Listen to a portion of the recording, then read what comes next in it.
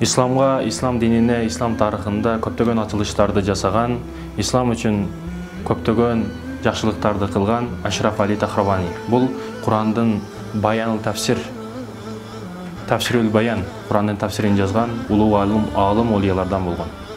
Бул киши күндөрдөн бир күн мешит медресеге Курандын баянын тафсирин жазуу үчүн эшикке чыгат. Чыкса аялы бир жумуш айтат. Атасы өмүрлүк жолдошум могу куштарга, бөдөнөлөргө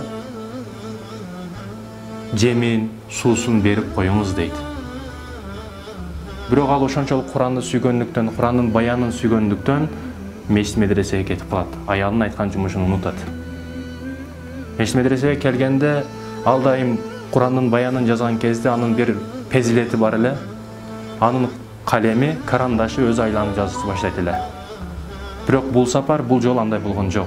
Өз айланган жок, өзү жазган жок.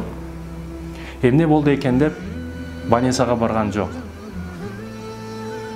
Палчыга барган жок, бакшыга барган жок. Мешитке келип дем салдырган жок. Ал Аллахка дуа кылды. Аллахым, менден эмне күнөө кетти? Калемим өз айланып жазган жок дейт. Анан ойлонот. Эмне ката кетирипмин деп. Ойлонсо аялынын айткан жумушу эсине түшөт.